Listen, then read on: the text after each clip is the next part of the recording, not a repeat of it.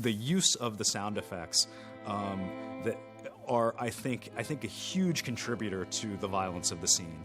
The stabbing sounds in particular. How do you come up with the sound of what happens when a butcher knife strikes flesh?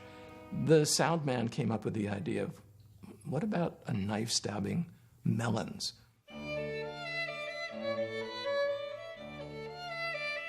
So, knowing Hitchcock, you would have to bring lots of melons and arrange them on a big table.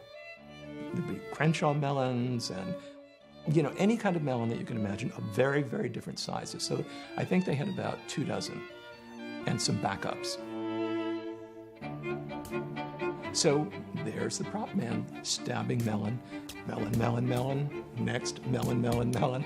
And so by the end of it, Hitchcock knew the one that sounded most like sinew and sounded the way he thought it should sound. So when they were through demonstrating all of these different melons, all he said was,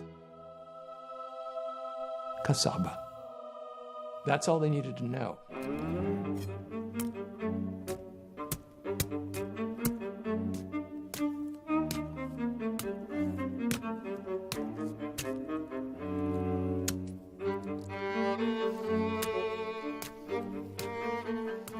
I think the whole key to the sound of the cassava melon is that the inner gooey part is very small and there's a very thick layer of fruit that you have to stab through.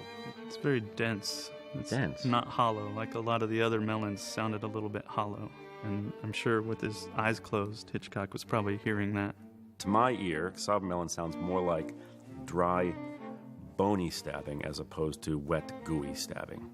The starchiness and the thickness probably gives you more of that viscera, the crunchiness, or the... Viscera. Viscera. Hitchcock also had them bring a sirloin, a really big thing of sirloin. I don't eat meat, and so I'm nearly nauseous telling you this, but in any case, Hitchcock thought that would be a really great idea. And they did, in fact, stab a big, big, big slab of steak. And so that sound is interspersed with melon.